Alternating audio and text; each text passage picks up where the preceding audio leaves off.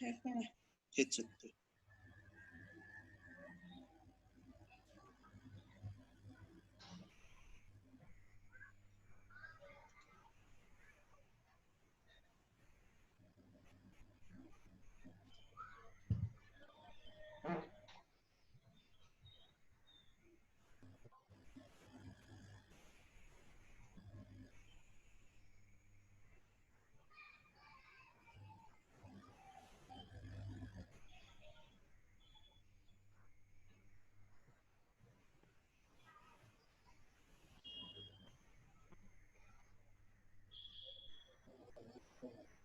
Sir, you share your. I have told. Ah, okay.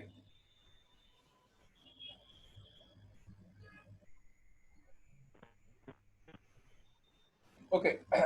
So till this time, I just wanted to put a viewpoint that though we have lot of references from past regarding so many scientific things which has been done today, still the scientists of other countries actually took the credit of proving a particular phenomenon or particular natural way. Another example is gravity.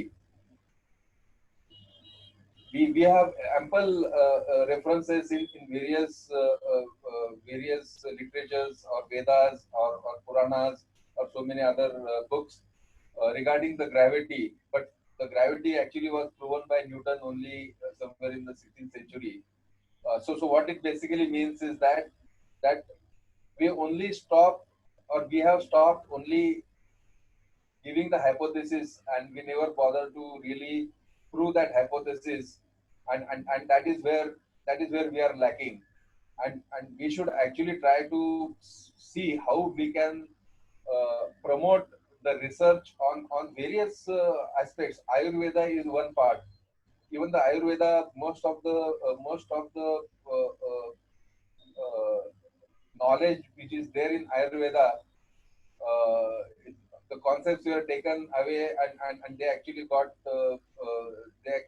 themselves proved in the allopathy, and that is why the allopathy actually has grown so fast and Ayurveda still has remained back. So that was the point which I wanted to make. So now I will switch on the gears. And if you have any questions on this, maybe we can keep it at the last. So I'm directly coming on the outcome, and let's see how astrology can help in decision making.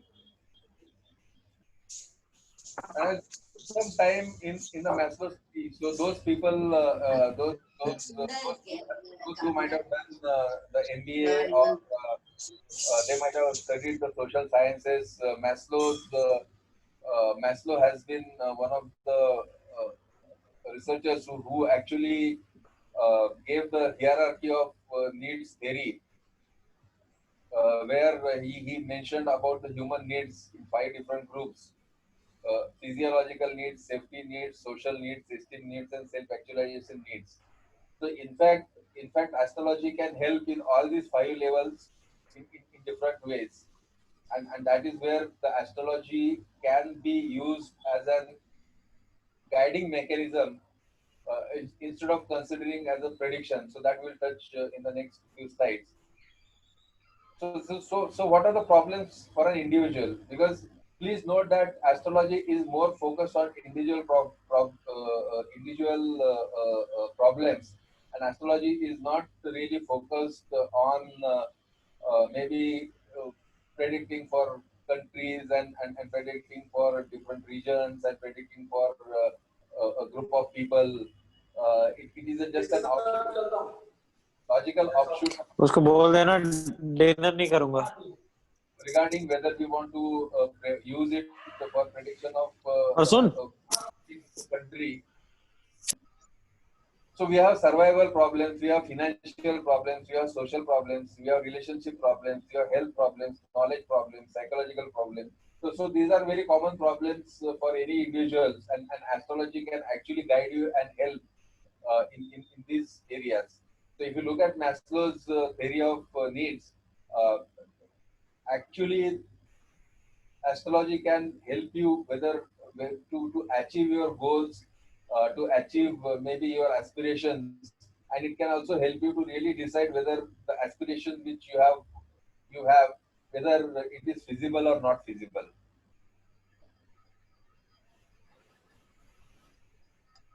So these are the various areas. These are the various areas where astrology can help you, and I've been helping lot of not only Ajinkyan's but also a lot of other people, mostly in the IT sector. I'm coming from the IT sector, and the stress levels are very high over there. So I've been trying to help people in those areas. It can help in marriage. It can help in post-married life. It can help during deciding the marriages also. We have a very good and standard mechanism for matching the points. म्हणजे वर आणि वधूचे आपण जे गुण मिळवतो आणि त्या गुणांमधनं आपल्याला बरेच काय काय अर्थ काढता येतात, आणि बऱ्यापैकी माझा रिसर्च सांगतो की ते बऱ्यापैकी खरं ठरलेलं आहे. तर मुलांच्या संदर्भातले प्रश्न असतात, आपल्या मुलांच्या संदर्भातले प्रश्न असतात, त्यांच्या मुलांच्या संदर्भातले प्रश्न असतात. Education, career. I've been actually counseling on education and career for last so many years, and now I have म्हणजे मी त्याच्यामध्ये ॲस्ट्रॉलॉजीचे इनपुट्स घेऊन करिअर आणि एज्युकेशनला गायडन्स देतो, आणि त्याच्यामुळे बऱ्यापैकी डिसिजन्स घ्यायला सोपं पडतं. It is all about taking decisions. It is not the prediction की मी आजारी पडणार आहे आणि मला ऍक्सिडेंट होणार आहे का. That is not the question. The question basically is what is the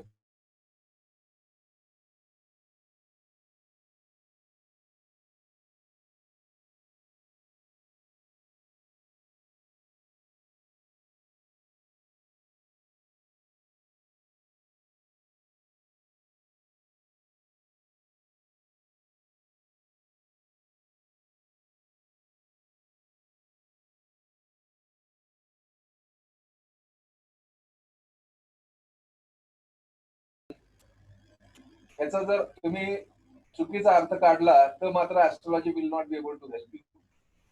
तुम्ही जर म्हणत असाल की मला तुम्ही सांगा की माझं या तारखेला ऑपरेशन होणार आहे का, किंवा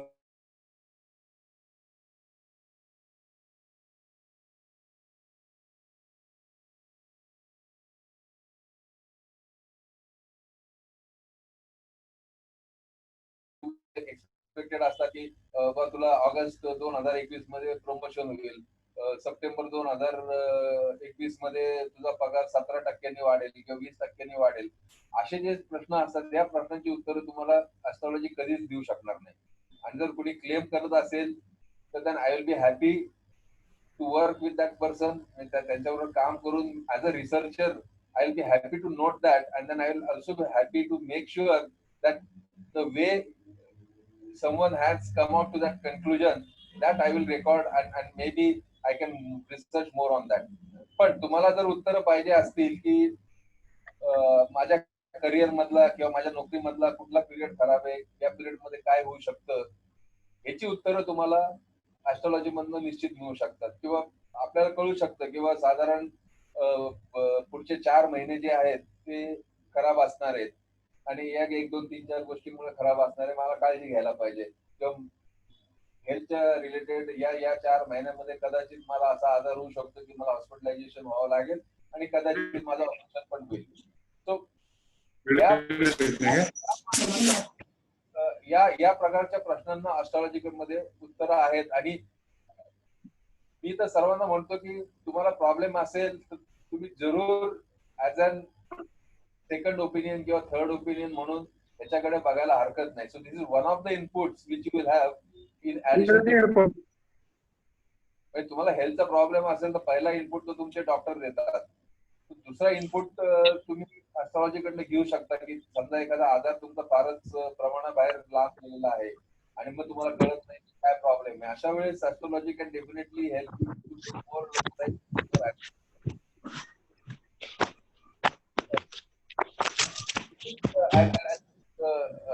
Stop here. I try to make sure that without getting into the technical details of astrology, I was just trying to answer, or I was just trying to take you at a high level from why astrology is a science or not a science, or how it can become science, and second, how astrology can be used for decision making. So I'm not saying here predictions, I'm saying for decision making. So with this, I'll stop and I'll take questions. So maybe सरांनी दोन प्रश्न मला विचारले होते, तर त्याचं मी उत्तर देतो आणि मग बाकीचे प्रश्न घेतो.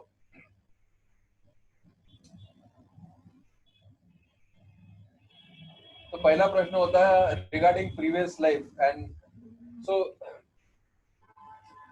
while astrology is it believes in punarjanma like any other Hindu belief, but there is no proof that whether it is real or not, because म्हणजे मी जसं मगाशी म्हटलं की सायन्स मध्ये there has to be testable ideas or testable hypotheses. So this is one of the non-testable hypotheses from a science perspective. While the answer is yes, it can give you some indications about your previous life, but we cannot prove it.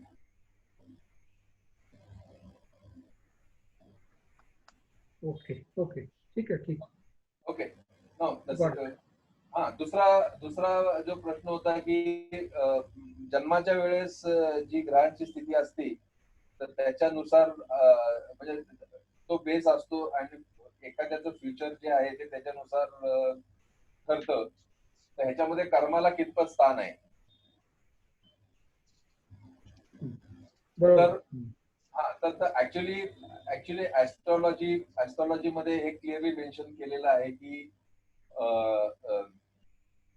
तुमची जी कुंडली आहे किंवा जन्माच्या वेळेची ग्रहस्थिती जी आहे that impacts your personality and that impacts your thought process.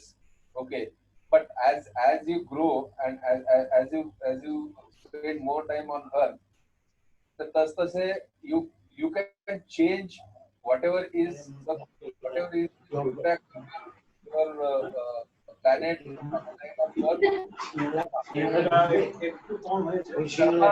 Karma plays more important role in life than the Kundli. असं आहे की कुंडली 25% आणि कर्म 50%. पण माझा रिसर्च असं सांगतो की कर्माने चालणारी लोक खूप कमी असतात आणि बऱ्यापैकी लोक जे आहेत ते जस्ट गेट म्हणजे त्या कुंडलीच्या जन्मकुंडलीच्या ह्याच्यामध्ये अडकलेले असतात आणि बरेच वेळा त्यांना कर्म चेंज करायचं असून सुद्धा करता येत नाही. पण 25% आणि 75% असं साधारण कॉम्बिनेशन मी म्हणेल. 25% युअर कुंडली म्हणजे जन्मकुंडली and 75% is your karma. And that is where Janma Kundli is a guideline which helps you to validate that whatever karma which you are doing, are you on the right path or are you on the wrong path. So that guidance तो guidance आहे Janma Kundli नेहमीच देत असते.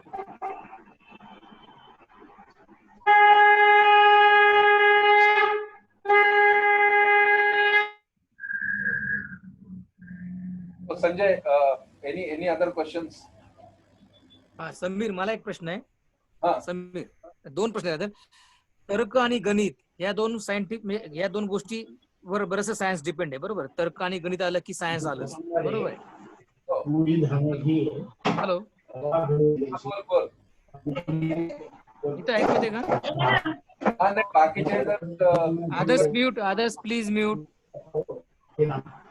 Hello. Sanjay गोरे साहेब, तुमचा mute करा ना. हा बोल. हा, तर्क आणि गणित जिथे आहे तिथे सायन्स आहे, बरोबर आहे. बरोबर आहे. टेक्नॉलॉजी मध्ये वगैरे म्हणजे बऱ्याचशा वर्षापूर्वी कॅल्क्युलेशन ऍक्युरेसी वगैरे होती हो आणि त्याला तर्कामध्ये पण बांधलं गेलं होतं. तर हे हो तर्क आणि गणित असल्यामुळे याला कुठे आपण सायन्स म्हणू शकतो का, हा एक प्रश्न झाला. म्हणजे केवळ त्याच्यावर रिसर्च झाला नाही किंवा त्याच्या स्टॅटिस्टिकली अनालिसिस झाला नाही डेटा, म्हणून सध्या आपलं थांबलंय असं आपण म्हणतो, बरोबर आहे. हो हो आणि हो. दुसरी गोष्ट, यात ग्रह तारे वगैरे या सगळ्या ज्या गोष्टी आहेत म्हणजे ऍस्ट्रॉलॉजिकल थिंग्स म्हणजे सगळ्या, तर याचा पाण्यावर प्रभाव होतो आणि आपल्या शरीरामध्ये 70% पाणी आहे. तर मग आपल्या शरीरावर सुद्धा प्रभाव पडतो का, आणि अशा काही केसेस म्हणजे व्हॅलिडेट झाल्या आहेत का? नाही, आता सर्वात पहिलं म्हणजे तर्क आणि गणित. तर ह्याच्यामध्ये तर्क आणि गणित दोन्ही आहे आणि त्याच्यामुळेच we believe that this is science. फक्त एवढंच आहे की काळानुसार जो रिसर्च व्हायला पाहिजे होता आणि चेंजेस व्हायला पाहिजे होते झालेले नाहीये.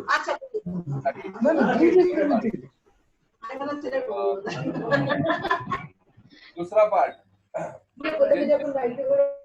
जे मी मगाशी ग्रॅव्हिटेशनल फोर्सचं एक उदाहरण दिलं मी, तर प्रत्येक I'm just taking back you to तुम्ही जर हे साइजेस बघितले, more or less these sizes actually are to the scale. या जे प्लॅनेट्स आहेत, तर जर तुम्ही बघितलं की चंद्रामध्ये लो टाईड आणि हाय टाईड होते. सो डायरेक्ट आपल्याकडे Samir, 1 second, please. Samir, sorry for interrupting. Mr. Sanjay Gore, can you mute your mic, please? Mr. Sanjay Gore, can you mute, please? Sanjay Gore, please mute your mic. Yeah, thank you. Samir, you can continue. Yeah. So Yogesh, चंद्रामुळे high tide आणि low tide येते हे सर्वांना माहिती आहे. त्यामुळे चंद्राचा gravitational फोर्सचा जो आहे तो आपल्या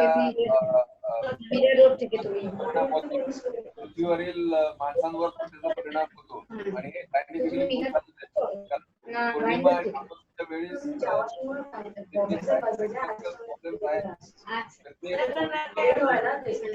जास्त होतात. ल्युनॅटिक त्याला म्हणतो आपण, म्हणजे ल्युनॅटिक हा शब्द जो आहे तो शब्द त्याच्यामुळेच आलेला आहे. दुसरा मुद्दा असा आहे की तुम्ही if you look at the size of moon आणि distance of moon from earth, त्याचा जो ग्रॅव्हिटेशनल फोर्स आहे, अगेन्स्ट तुम्ही जर ज्युपिटर घेतला, ज्युपिटर साधारण पृथ्वीपेक्षा 12 टाइम्स मोठा आहे आणि डिस्टन्स पण बऱ्यापैकी जरी असलं तरी चंद्रापेक्षा ज्युपिटर साधारण 40 ते 50 टाइम्स मोठा आहे. त्यामुळे त्याची ग्रॅव्हिटेशनल फोर्स जी आहे ती चंद्रापेक्षा 40 ते 50 टाइम्स मोठी आहे आणि डिस्टन्स जरी लांब असलं तरी त्याचा इम्पॅक्ट पृथ्वीवर होतो. पण ह्याच्यावर रिसर्च पूर्वीच्या लोकांनी ते म्हटलेलं आहे आणि ते खरं पण आहे, कारण ऍस्ट्रॉलॉजी मध्ये बरेचशा अशा अनुभूती येतात की त्याच्यामुळे कळतं आपल्याला की खरं आहे. पण आजच्या काळामध्ये त्याच्यावर रिसर्च जो व्हायला पाहिजे तो रिसर्च झालेला नाहीये. तर प्रत्येक ग्रहाचा सूर्यासकट सर्वांचा पृथ्वीवरील सर्व म्हणजे डेड और लिव्हिंग थिंग्स वर इम्पॅक्ट होत असतो आणि त्याचा आपल्याला स्टडी जर केला तर हा जो astrology as a science and astrology as an guidance system for future problems म्हणून आपल्याला ही व्यवस्थित डेव्हलप करता येईल.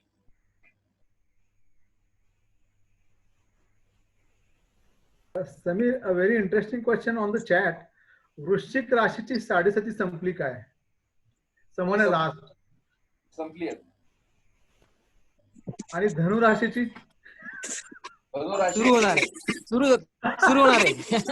सुरू झालेली आहे. धनु राशीची 29/4/2022 ला संपेल. ओके. हॅलो सर, एक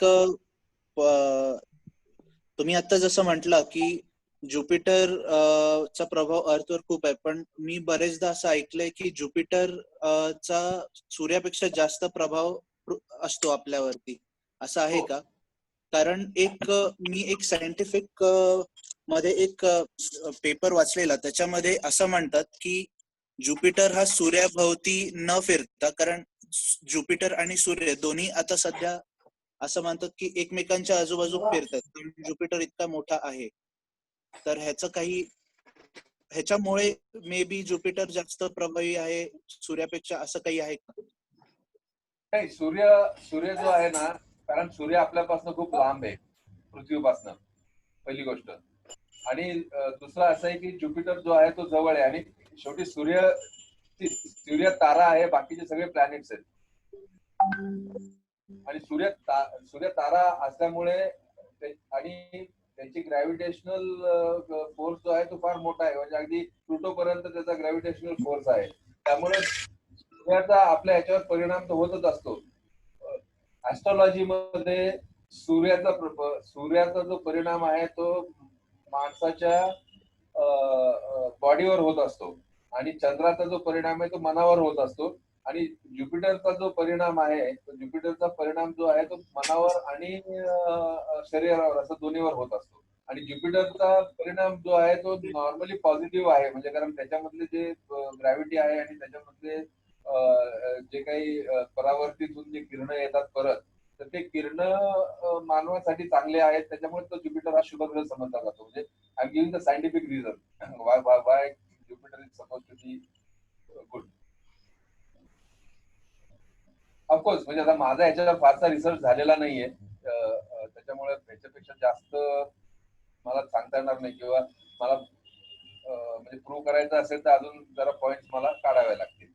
hello, my question is Krishnamurthy पद्धती मोर ॲक्युरेट? सॉरी, इज कृष्णमूर्ती पद्धती मोर ॲक्युरेट? माझा कृष्णमूर्तीवर अभ्यास नाहीये, कारण मी ट्रेडिशनल ह्याच्यावरच अभ्यास करतो, त्यामुळे मी ह्याच्यावर कॉमेंट करू शकणार नाही.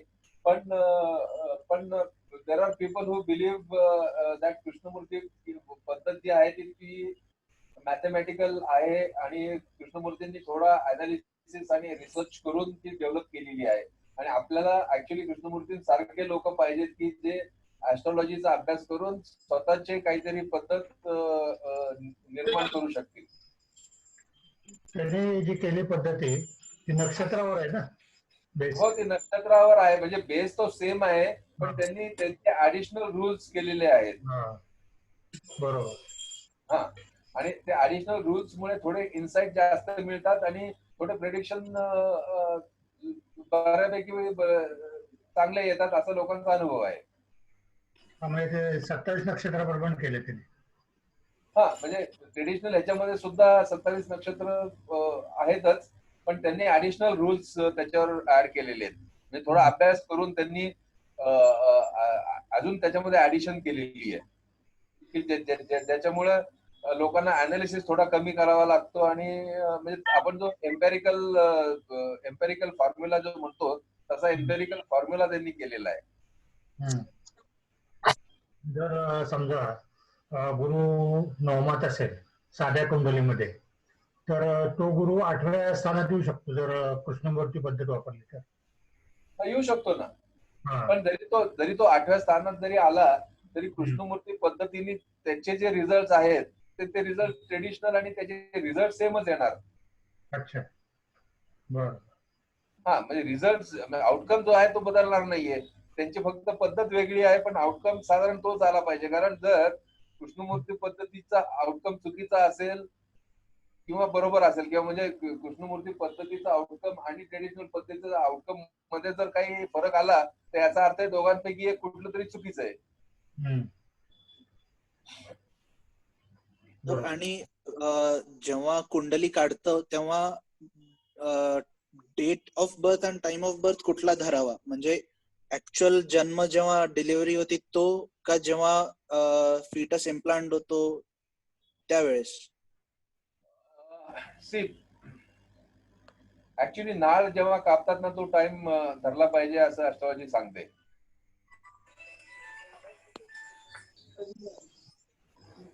आपण हे काय म्हणतात नाळीला इंग्लिश शब्द काय तुम्हाला?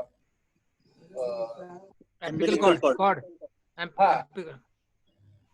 करेक्ट. तर ती जेव्हा कापली जाते तर that is the time of birth is what astrology normally says. कारण त्यावेळेसच तो जे मूल असतं ते आईपासून वेगळं होतं. पोटात असलं काय बाहेर असलं काय जोपर्यंत ती कॉर्ड आहे तोपर्यंत ते it is part of mother only. अजून एक मला विचारायचं आहे, जी डॉक्युमेंटेड बर्थ डेट आहे, हॅलो, जी डॉक्युमेंटेड बर्थ डेट आहे आणि ऍक्च्युअल बर्थ डेट आहे त्याच्यामधली कुठली धरायची? इथं ऍक्च्युअलच इथं डॉक्युमेंटेडला काही अर्थ नाहीये. इथं ऍक्च्युअल जी बर्थ आहे ती धरली जाते. आता साधारण 1980 नंतर म्हणजे 1980 नंतर जे जन्मले आहेत त्यांची बर्थ टाइम जो आहे तो नॉर्मली प्रत्येक हॉस्पिटलमध्ये डॉक्युमेंटेड असतो. त्याच्यामुळे तेव्हापासून तरी ते मिळतात. पण त्याच्या अगोदरचे जन्मलेले जे आहेत म्हणजे जसे आपण आहेत आपला टाइम ऑफ बर्थ आपल्याला एक्झॅक्टली माहित नसतो. साधारण असतो किंवा 3ऱ्या प्रहारात झाला, 8व्या प्रहारात झाला, असं काही संदर्भ असतात. त्यामुळे एक्झॅक्ट टाइम आपल्याला माहित नसतो. माझा प्रश्न तो नाही. माझा प्रश्न काय आहे, ऍक्च्युअल डॉक्युमेंटेड म्हणजे कुठली डॉक्युमेंटेड? शाळेत जेव्हा टाकतो ना नाव. नाही ते तर काय ते रॅन्डमली बर्थडे दिलेली असते ना ती. मग ती धरायची नाही ना? नाही ती नाही धरायची. तुमचं ऍक्च्युअल तसंच असेल तर 70% लोकांची. ओके. समीर जसं फिजिक्स आणि म्हणून ऍस्ट्रोफिजिक्स म्हणजे सायन्स, तसं बायोलॉजी म्हणजे ऍस्ट्रॉलॉजी असं होऊ शकेल का? काही दिवस होणार आहे का? नाही, ऍस्ट्रोफिजिक्स जो आहे ना तर ऍस्ट्रॉनॉमीमुळे आलेलं आहे ते. झुलॉजीमुळे व्हायला पाहिजे, बायोलॉजी नाही. नाही पण astrophysics is because of astronomy, not because of astrology. नाही तसं नाही. मी जसं फिजिक्स तसं ऍस्ट्रोफिजिक्स असं झालं, तसं बायोलॉजी तसं ऍस्ट्रॉलॉजी किंवा बायोलॉजी म्हणून असं काही म्हणजे पुढे मागे त्याचं डेव्हलपमेंट होईल का असा माझा प्रश्न आहे. नाही डेव्हलपमेंट होऊ शकतं पण रिसर्च आपल्याकडे फारच कमी आहे याच्यावर. रिसर्च कमी आहे. दुसरी गोष्ट there is no mechanism to test the knowledge of the astrologers. Okay, तसं तुम्ही डिग्री घेता, बीएससी आहे, इंजिनिअरिंग आहे, तुमची bachelor degree, master degree, PhD आहे, आणि कमीत कमी समजा ठीक आहे काही लोक अशीच डिग्री घेत असतील किंवा, पण 80% लोक तर इमानदारीने डिग्री घेतात आणि त्यांचं नॉलेज आहे ते त्याप्रमाणे असतं. पण आजच्या ऍस्ट्रॉलॉजरकडे डिग्री कुठे? Is there any degree which will tell whether that particular person has got knowledge or not? आणि मग त्या माणसाचं नॉलेज नसेल आणि मग त्याच्यामुळे जर काही चुकीच्या गोष्टी घडल्या तर science get blame for it. See medical मध्ये doctors implement the medical science. Okay, तर उद्या जर काही प्रॉब्लेम झाला तर people blame doctor and not the medical science. But in astrology people blame astrology and not the astrologer. हा दोघांमधला फरक आहे. प्रगती कोणाला प्रश्न आहे का? प्रगती काहीतरी म्हणत की त्यांना काही प्रश्न आहे? प्रगती साळवेकर.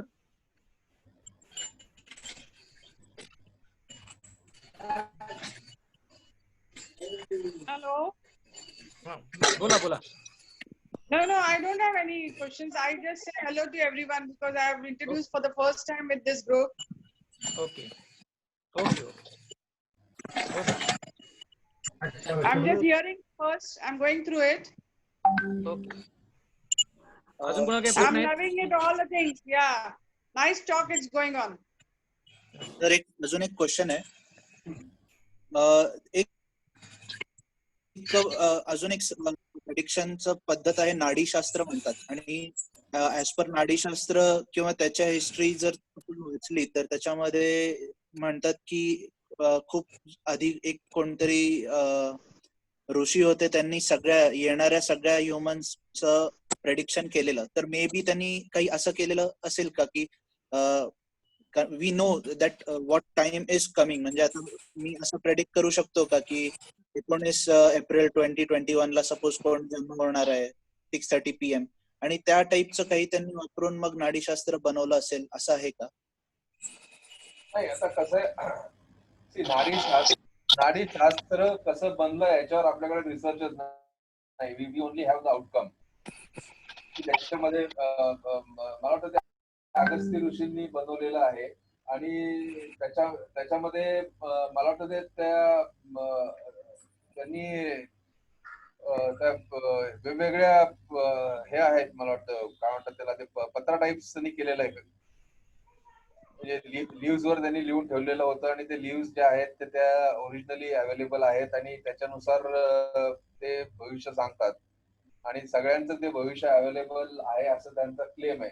पण आता ह्याच्यावर सुद्धा रिसर्च झालेला नाहीये की समजा एखाद्या माणसाने नाडीशास्त्र वापरून त्याचे काही रिझल्ट जे काय आले असतील ते आलेत, तर त्या सेम माणसाची जर पत्रिका काढली तर रिझल्ट सेम मिळायला पाहिजे. हा जो रिसर्च आहे ना, हा रिसर्च मिसिंग आहे आपल्याकडे अनफॉर्च्युनेटली. त्यामुळे आपलं शास्त्र एवढं चांगलं असून सुद्धा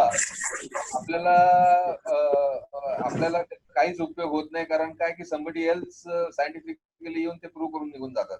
आता just to give an example, Ayurveda आणि ऍस्ट्रॉलॉजी हे फार क्लोजली कपल्ड आहेत आणि आयुर्वेदामध्ये बरेचसे ऍस्ट्रॉलॉजीचे कॉन्सेप्ट आहेत की जे लोकांना बरं करण्यासाठी वापरतात, बरेचसे आहेत. पण फॉर व्हॉट एव्हर रिझन्स आपल्याकडे तो रिसर्चच झालेला नाहीये. म्हणजे वी स्टील आर हॅपी, म्हणजे आजही आपण वी आर हॅपी की महाभारतामध्ये हे झालेलं आहे, त्याचा संदर्भ लागला आहे, त्याच्यामुळे आपण फार मोठे आहेत, हे आपलं म्हणायला फार चांगलं आहे.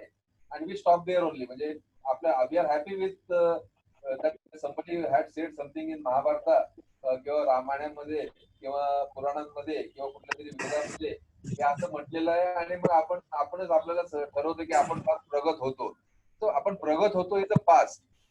Today what we are is what is more relevant and important. पण ते काय अनफॉर्च्युनेटली आपण आजच्या ह्याला रिसर्चच करत नाही आणि त्याच्यामुळे आपल्याला थोडंसं आपण मागे पडलेलो. म्हणजे सॉरी, तुमच्या प्रश्नाच्या उत्तराला मी थोडंसं ऍडिशनल संदर्भ दिला.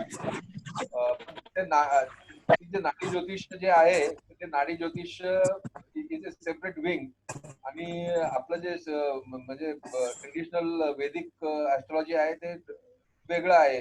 अनफॉर्च्युनेटली या दोघांचा सांगड सुद्धा आपण घातलेला नाही अजूनपर्यंत. बरं, एक प्रश्न माझा, ते भृगु संहिता जी आहे, हॅलो, भृगु संहितेमध्ये सगळ्या कुंडली आहेत का असं म्हणतात? सगळे आहेत, खरे का ते? कुठल्या भृगु संहितेमध्ये? भृगु संहिता ग्रंथ जो आहे त्याच्यामध्ये कुंडली आहेत असं म्हणतात. जेवढ्या लोकांच्या कुंडली जन्मले आहेत किंवा जन्मणार आहेत त्यांच्या कुंडली आहेत त्या ग्रंथामध्ये. खरं सांगू का, मी ते व्हेरिफिकेशन केलेलं नाहीये. अच्छा, प्लीज. हा, म्हणजे मी जे आहे ते व्हेरिफिकेशन अनफॉर्च्युनेटली मी केलेलं नाहीये. कारण काय आहे की असे बरेच 4-5 ग्रंथ आहेत आपल्याकडे की जे आपल्याला बऱ्याच गोष्टी सांगतात. आता दुसरा एक मुद्दा असा आहे की आपल्याकडे संस्कृत लँग्वेज जी आहे ती लयास गेलेली आहे आणि हे सगळे ग्रंथ जे आहेत ते संस्कृत लँग्वेज मध्ये आहेत आणि त्याच्यामुळे आपलं इव्हन रिसर्च करण्यासाठी सुद्धा आपल्याकडे हे नाहीये.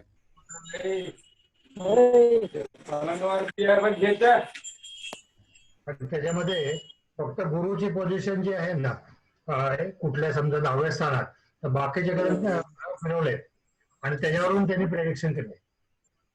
केले असेल ना, मान्य आहे, पण माझा त्याच्यावर रिसर्च झालेला नाहीये. माझ्याकडे पराशर ऋषींचा मॅन्युस्क्रिप्ट आहेत, तर मी ते पराशर ऋषींचे मॅन्युस्क्रिप्ट जे आहेत ते मी व्हॅलिडेट करतोय सध्या. अच्छा. हा म्हणजे आणि ते सुद्धा कसं आहे की मला ते एक जुना ग्रंथ मिळाला, कोणीतरी मला वाटतं लिहिले म्हणून आहेत, तर त्यांनी त्याचे तयार केले होते. तर कालचे पैसे आहेत का झाले काय झाले? हा कुठे गेले? काय नाव ग्रंथाचं? समीर कधी आपण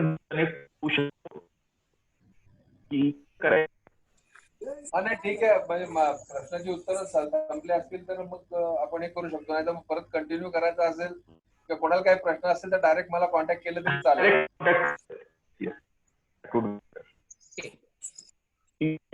मला काही प्रश्न आहे का?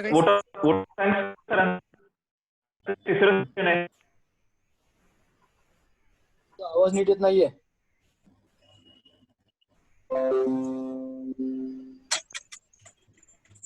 Thank you, Samir, for good session. एक छोटा प्रश्न होता, म्हणजे आपल्या चॅटवरच प्रश्न आलाय. एकाच दिवशी जन्मलेल्या लोकांची वेगळी रास का असते? म्हणजे सपोज जॉग्राफिकल लोकेशन मुळे बदलू शकते. एकाच दिवशी एकाच टायमाला जन्मले असतील लोक, तर त्यांची रास वेगळी का होते कधी कधी? एकाच वेळेस रास नाही वेगळी होऊ शकत. म्हणजे पण सपोज एक जण ನೀವು ಸುಳ್ಳು ಮಾತಾಡಬೇಡ್ರಿ. ठीक आहे, आपण ऑफलाईन घेऊया. आपण आता let's close session. Okay.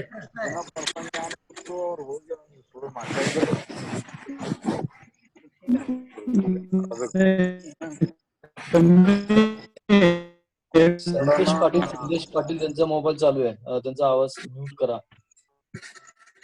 Hello.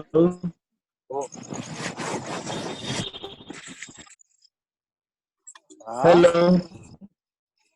हा सतीश. हे पुस्तक हॅलो. पराशर ऋषींचं हे पुस्तक आहे का? हॅलो. सॉरी आवाज येत नाहीये नीट. मला वाटतं सतीश पाटील बोलतायत पण त्यांचा आवाज येत नाहीये.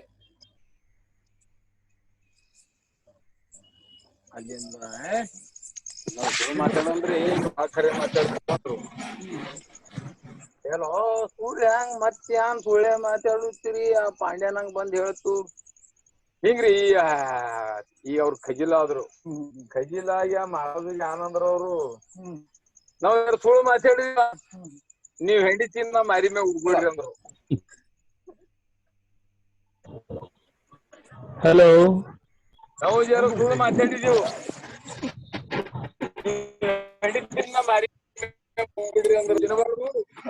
यार कोण आहे मध्ये?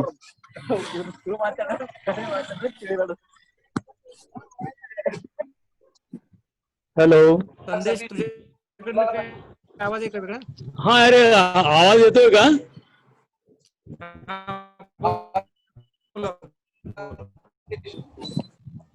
नाही, फॅक्च्युअल थिंग अशी आहे, भविष्य पाहायला गेलो ना तर जन्मतारखेवरून एक युज्युअल भविष्य आपलं पत्रिका निघते आणि कधी कधी तो तारखेचा स्लॉट असतो बघा.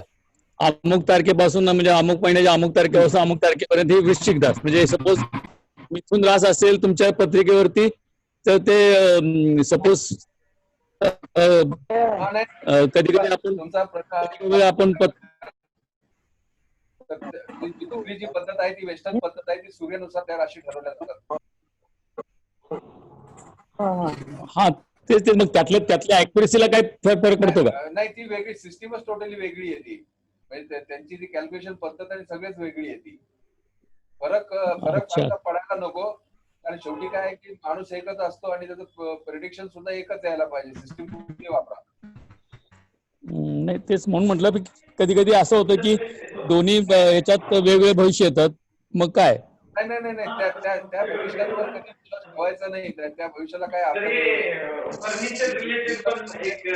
चलो ठीक आहे.